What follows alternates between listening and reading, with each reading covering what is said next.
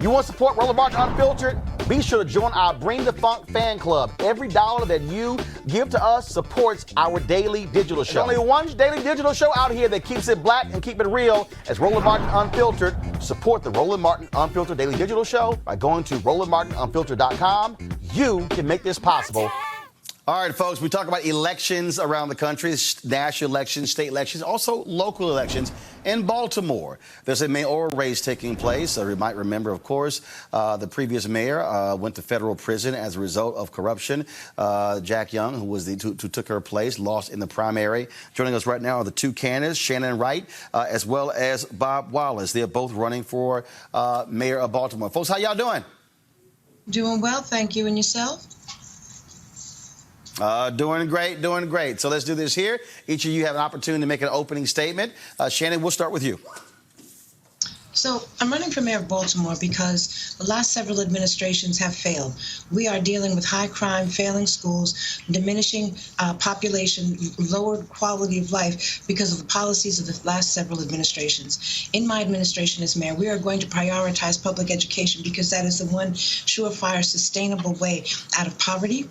We are going to get back to doing things that we know make our streets safe. We are going to require the police department to do some house cleaning itself before it can come into the community to try and get some things done there. We are going to do the things necessary to bring resources in for small black and brown businesses so that they can continue to create the jobs that need to be created and make those businesses a partnership with the city, not just something that has to be tolerated or accepted. There's a lot of work to do. And in my administration, we're going to hit the ground running day one, and we're going to run strong, and we're going to run hard, and we're going to get it done. We also have, of course, independent candidate Bob Wallace, who is running. Bob, what is your opening statement? Roland, when I first made my announcement that I was going to run for mayor, I talked about Baltimore being a tale of two cities, right? So you have one city that is affluent, that is safe, that is clean, that has wonderful opportunities, and that is predominantly white. You have the other city that is struggling in poverty and crime and violence, neighborhoods that are deteriorating, school system that does not work, predominantly African American. The next mayor of this city has to be able to take those two cities and to put them into one. And so my job as the next mayor of Baltimore City, is to do just that. And the three have to work in order to make that happen, in my view. Number one, and this is a big part of my platform, is we've got to be able to build the economy in Baltimore City by creating jobs and economic opportunity. One of the things you'll find in Baltimore City historically is that the African American community has not been able to participate in the prosperity and the growth of this city. That's why the economy and expanding the economy in Baltimore City, creating 100,000 jobs in my first term as mayor, and attracting at least $1 billion of new investment in my first term as mayor is essential in the implementation of what I call my Nehemiah economic plan for Baltimore City. Tied to the economy and jobs is education. Education in terms of educating our children to be able to be competitive on a national and a global level. Right now, 85% of our babies that come through our school system are not graduating at the level where they can read and do mathematics at a level that is competitive with other jurisdictions in the state. That has to change, a priority for me in my administration. And then the third area, which is just as important, but they're all connected, is the crime and violence, all right? So we know that that crime and violence is a symptom to a deeper root problem. The root problem in Baltimore's case is twofold. Number one, the economy in Baltimore has not benefited the African American community. Secondly, the educational system in Baltimore City has not benefited the African American community. Consequently, many of our young men in particular are out on the street with no job, no skills, and thus they turn to crime and violence. So these three things are interdependent, and in my administration, there will be a major focus of how we turn Baltimore around. There are a total of 4 candidates who are running for mayor of Baltimore. You have working class party candidate David Harding, who's also running, as well as City Council President Brandon Scott, Democratic nominee for president. We did invite both of those candidates as well to participate in this conversation. They declined, and so it's important for us to also say that. I got to ask you a question for you, Shannon, before I go to some other questions that were sent to me. Baltimore is a heavily Democratic city. Brandon Scott is considered the heavy favorite to win this. How do you make the case in a heavily Democratic city that you, as a Republican, should be the mayor of Baltimore? So in order to make that case, the statistics in Baltimore kind of make some of that case and that point on their own. Crime is up. We're heading to the 6th straight year of 300+ homicides. Half the failing schools, literally half in the state of Maryland, are in Baltimore City. Our population is the lowest it's been in a long time, if not ever. Jobs are leaving, infrastructure is crumbling, and the quality of life is dwindling. Now, that's not something that is political or partisan. That's something that just comes from neglect. And in Baltimore, as you've said, being a heavily Democrat city, there has not been a Republican mayor since 1967. So the issues and the ills and the policies and the legislation are from the folk that have been running the city. So in order to get different for the city, you got to vote different for the city.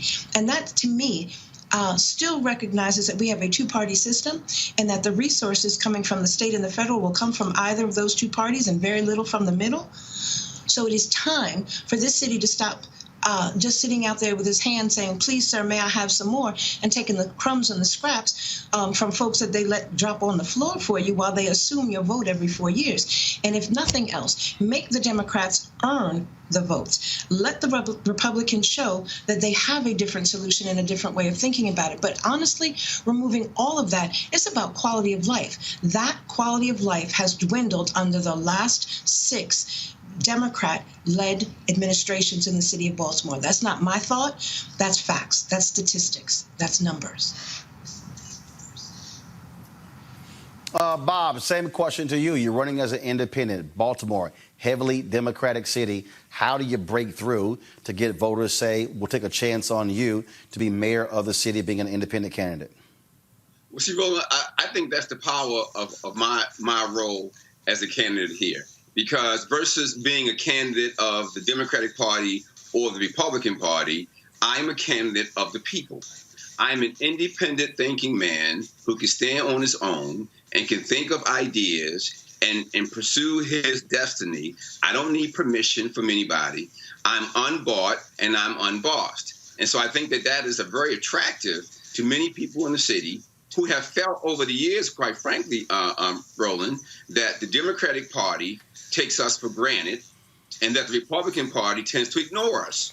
And so we as a people need to stand up on our own feet and decide who we are and what we want to be as an independent thinking people.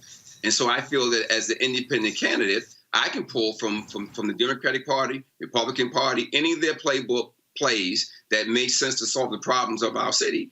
I am free to do that. I think the second reason, Martin, Roland, I would say that's critical here is timing. It is timing. You and I both know in business that you can have the best idea, the best strategy, the best approach that you want. But if the timing is wrong, then that deal will not work. The timing in Baltimore is such that the pain is so great. I mean, every day, Roland, we are losing our babies to violence in the streets. I mean, just this week, we've lost 5 of our young people shot to death. I mean, the leadership in this city has just failed the city. And as I have walked through the city in my Walk with Wallace campaign, where I'm walking through all 32 zip codes in Baltimore City, over 100 neighborhoods, the one thing that I hear from the people in the streets, they say, number one, Bob, you're the only one out here talking with us and walking in the streets, touching our hands. And so they feel that they're seeing someone who cares about them. And I'm the only one that's doing that. The second thing they say is that we need to change the leadership. We need to move in a different direction. And the people that have been leading us have failed us. And now it's time for a change. So I think, Roland, me being an independent, quite frankly, is a strength. And I'm very encouraged by that. First of all, we set this up in partnership with the Divine Nine there in Baltimore, and so they also sent in some questions. I'm going to ask some of those questions there. This question here is, what are you going to do to help provide job training for areas that have high crime and unemployment areas in the city? Bob, you first. Absolutely. So my whole Nehemiah plan is based on this part, Roland. It says, like in the prophet Nehemiah, right? We're coming back to the city, and we're going to divide the city into neighborhood economic development zones. Now, once these zones are in place, we're going to develop specific economic development strategies for these neighborhoods. In the past, we tried to do one strategy that would cover the entire city, and that does not work. It hasn't worked. So my plan is to develop economic development strategies based upon the neighborhoods that people live. Secondly, we're going to go out, once I'm mayor, we're going to go out and I'm going to raise $1 billion plus fund to come back to invest in Baltimore City to rebuild the 17,000 vacant properties that we have in Baltimore City.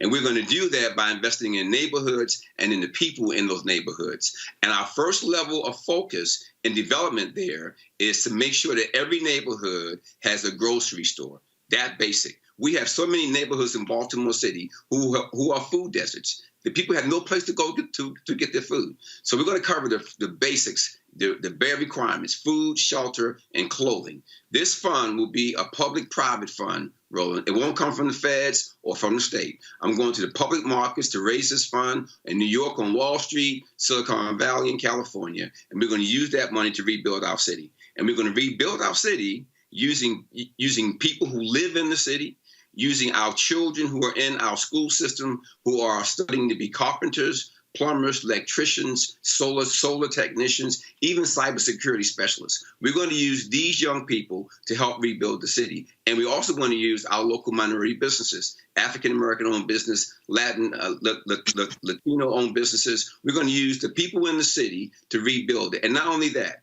we're going to provide some financial engineering here. What I mean by that is developing programs that will make it possible for low-income and middle-income people to become homeowners. Because what we know in the city of Baltimore is that our home ownership among African Americans is on the decline. And we know, you and I know, that the cornerstone of wealth in America is your home and real estate. When I started my business 30 years ago in IT and energy, my first bit of capital was a second mortgage on my home. And so home ownership becomes critical, not only to building wealth in our community and stabilizing the job terrain, but it also stabilizes the neighborhoods.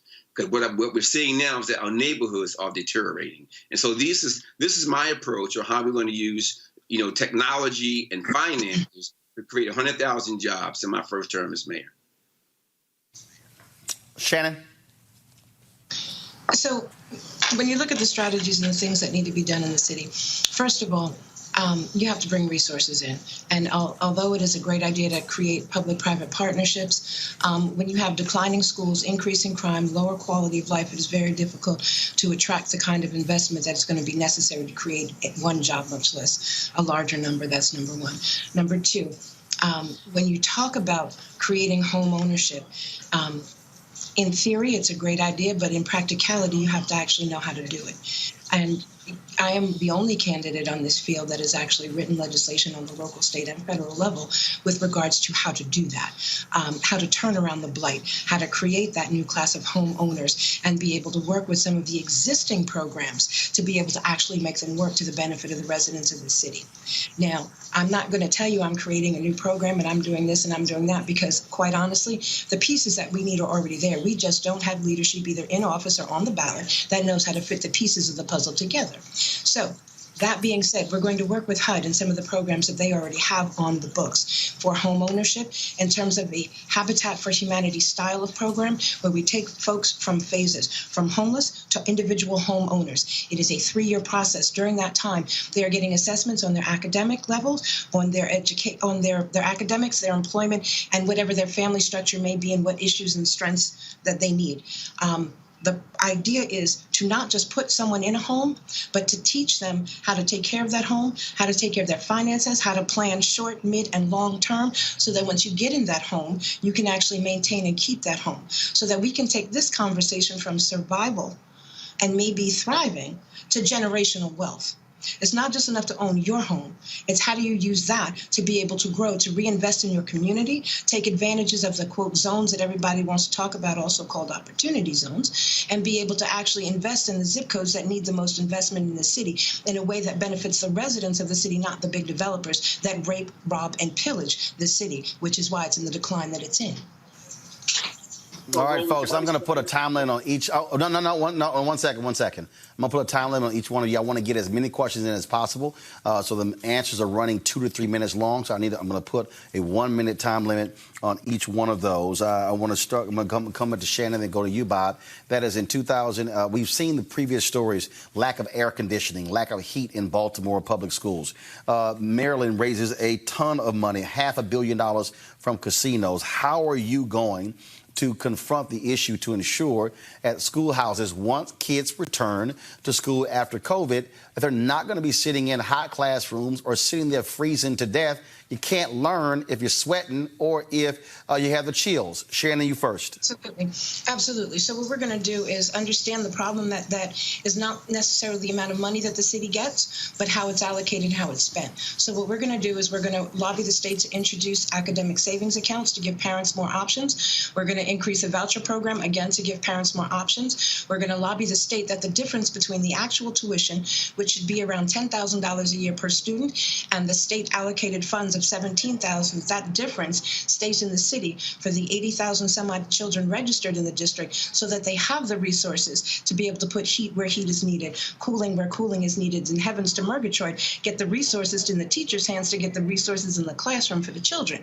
By doing this, you actually fix the public schools, you increase options, and you decrease class size. You're able to offer more educational options in terms of traditional, meaning from elementary to middle to college, or vocational and trade entrepreneurial opportunities, so that the system works better. The teachers can teach, the students can learn. Got it. Bob, you go. So, Roland, the money is there. What we need are men and women on the Board of Education in our city who have the relationships and the power to get the money in the hands of the people of Baltimore City. So my first step as mayor will be to reconstitute the Board of Education in Baltimore City with men and women that can make things happen. But to Ms. Wright's point about the economic development of our city, my plan does not rely upon the government or any government programs. My plan relies upon the private sector and investors who know that Baltimore is a gem to invest in this city. I already have 2 or 3 companies that have already committed to me that when I'm mayor, they're going to move their operation to Baltimore City, and they will create hundreds of jobs in that process. This week, I met with investors from Hong Kong and Taiwan right here in Baltimore City, and they are prepared and ready to partner with local minority businesses in Baltimore City and bring billions of dollars of capital to help rebuild our city. So while I think the government programs are a good thing, and if they can work, that's fine, but oftentimes those programs are slow and they're inefficient. So I'm going to the market to help make this happen, to build my Nehemiah plan for Baltimore City. Excuse me, since my name was mentioned, can I respond to this real quick? Okay, 20 seconds before I go to the next question. 20 seconds. Appreciate that. Thank you. Now, first of all, let me explain something. To think that you can bring in $1 billion worth of business to increase jobs in that rate of speed with a failing education system, crumbling infrastructure, poor performing jobs, and crime off the charts, that's what the last mayor said. She's got a pretty orange jumpsuit right now. Because when folk come in and they bring that kind of money, knowing the infrastructure the city is, they're ready to rob it. So unless that's the next setup for the next mayor, we already been there, done that. That's poor leadership. It's Bob, let me, 1 second. Bob, let me ask you this question here. Baltimore has a significant homicide rate. That, of course, in 2019, 309 shooting deaths.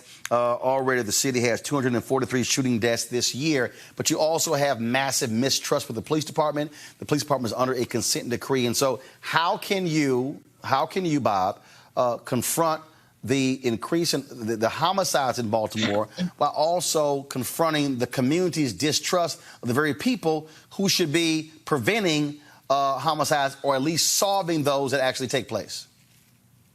That's true, Roland. So the way that you deal with crime and violence is the best way is to prevent it. And if you can't do that, the second best way is to attack it.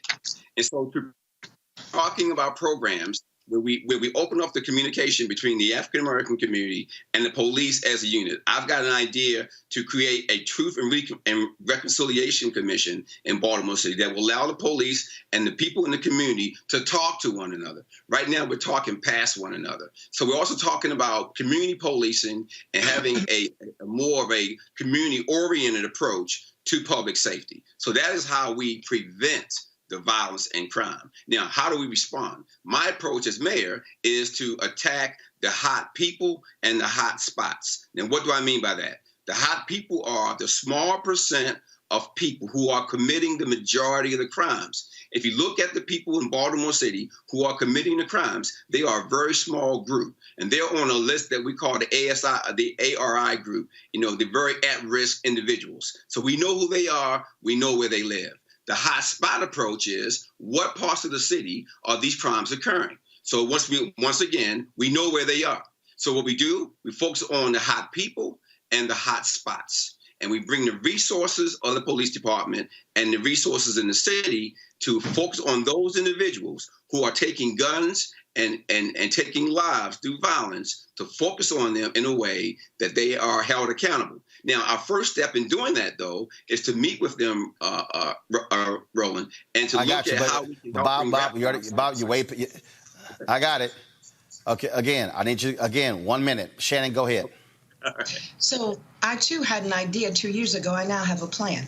This crime situation in the city will not wait for thought of woulda, coulda, shoulda. So what we're going to do, and have already started to do, is to reach out and communicate with the police department, the seasoned officers that have spent 2 decades in the streets, and ask them, you are the expert, what's missing? Where did you see the breakdown? So we know what we have to do is re-implement community policing, number 1, bring back bike patrols, number 2, and re-establish community network partnerships with the police so that the civilians can actually communicate and start to rebuild those bridges of trust with the police officers so that they can be more effective in keeping our streets, getting our streets corrected. Let me correct that. Getting our streets safe and then keeping them safe. This isn't textbook. Baltimore has some issues that real folk need to understand how to play real grown folk games to get the job done. It's not time for an idea. It's time for a plan. All right, folks, I want to go to the next question, Shannon. This question is going to go to you. We got about 5 minutes left, so please keep that in mind. And that is transportation. People want efficient, fast, and safe transportation to jobs created in North and South Baltimore. So, and then what they say here, the question that was submitted says that downtown Fells Point, Under Armour, and Amazon locations where public transportation is scarce or non-existent. And so if these are the areas where they're hiring, how are you going to get residents to those areas via public transportation? Shannon, I'll start with you. So I took some time to actually, instead of trying to make up answers to questions like these, actually talk to folks that develop transportation plans. There are some very good ideas on how to be able to expand existing routes and connect them to the places where the actual jobs are. That's what we need to do. We're not in a place where we're going to have large amounts of money, discretionary cash, that we can just sink into new pilot projects and throw something at the wind and see if it works. We're going to use what we have. We're going to expand it. We're going to actually bring it to where the job hubs are. It's not rocket science, it's common sense. This is where the jobs are. This is where the transportation needs to go and make it happen. All right, Bob, go ahead. So Roland, we need to have a regional approach to transportation. Baltimore City cannot do it by itself. So my approach will be to work with the surrounding counties to put together a regional approach where we can work together as a region. Secondly, I see this as an opportunity to create businesses and jobs. I see an opportunity here where we can create entrepreneurs and business people that provide transportation on a very detailed, oriented manner to meet the needs of the people. Right now, we have mothers who are on the buses 5 hours a day getting back and forth to work. That will not work. And so we need to have a system that I think can be driven by entrepreneurs to provide that service. All right, folks, let's see here. We got time for a couple of more questions. Let me ask this one here. This is a very good one here, and that is if Congress passes an infrastructure bill making money available for cities like Baltimore, what would your top shovel-ready priority be? Number one, give me just one. Shannon, I'll start with you. Schools. New innovative ways of schools, so that the schools are actually preparing our students for their next steps. They're bringing in a need for urban gardening and farming. We're incorporating vocation and innovation into the schools by using a community school model. So my answer would be schools. Bob, go ahead. That would be wonderful. I got two things I would do. Number one is rebuild the 17,000 vacant properties that exist today in Baltimore City. My second major project would be to provide WiMAX, Wi-Fi coverage over our entire city. I had that idea for Baltimore City 20 years ago, and leadership could not see it. But now, me as mayor, we would provide complete coverage, Wi-Fi coverage for the entire city of Baltimore. All right, folks, and here is the opportunity for both of you to make your closing thoughts. I'll open with Shannon. I'll allow Bob to speak first. Bob, you got 1 minute. Thank you, Roland. The world is watching Baltimore City right now. The world is wondering, what will we do as we prepare for our future? Mr. Scott, who you invited on this show, chose not to come. And he has not participated hardly at all in any of the conversations about the future of Baltimore City. The people in the city are tired of that kind of leadership. They're tired of the lack of performance. They're tired of the lack of accountability. And I think that now is the time the people of Baltimore are going to surprise Mr. Scott, and they're going to elect me as their mayor, because they see me as a person that can bring jobs, that can bring technology and opportunities to this city that we have never seen before. And I'm asking for the voters of Baltimore City to give me a shot to prove that I can lead the city into the future and make us a better city. So I'm grateful for the opportunity, and thank you for this time. All right, Shannon? They say, what is that? Copying folk is one of the sincerest form of flattery, and it almost warms my heart to hear so many of my positions and policies coming out of my opponent's mouth. But I will say that sometimes those of us that actually originate the thought can actually bring it to fruition a little bit better.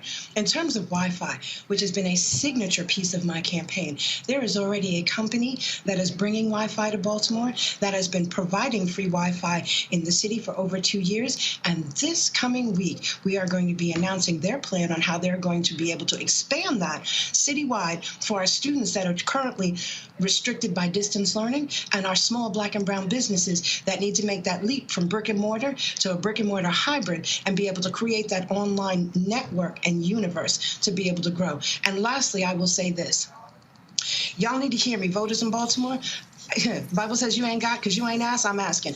I'm asking for you to vote in the best interest of yourself, which is Shannon Wright for mayor of Baltimore. And the reason why is very simple.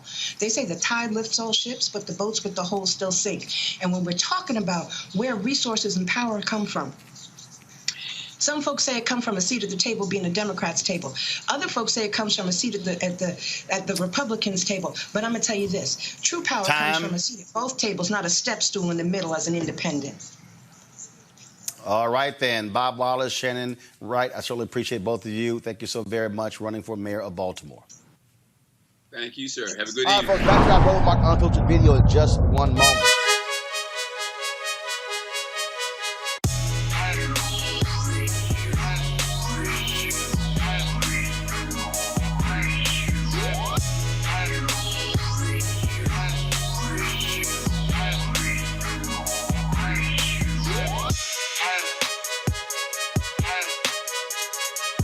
All right, the folks at Ceek.com, black-owned company founded by Mary Spio. They, of course, a virtual reality company. You can check out their content at Ceek.com, Ceek.com. You can do so, of course, with these VR headsets. You can look at it, of course, on your regular device or your pad or your computer.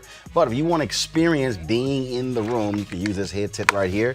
All you simply do is just pop in your cell phone in here, pop it on, and then put this headset on, and you can literally experience their content in virtual reality. reality. And so allows for you to do a 360-degree view of the room. But also, folks, they have the 360-degree 4D headphones right here.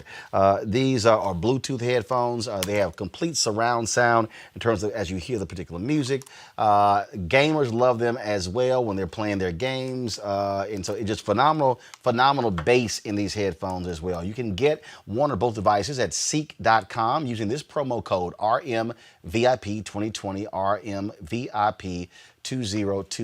So we certainly thank the folks at Ceek.com for being a partner with us here at Roland Martin Unfiltered. All right.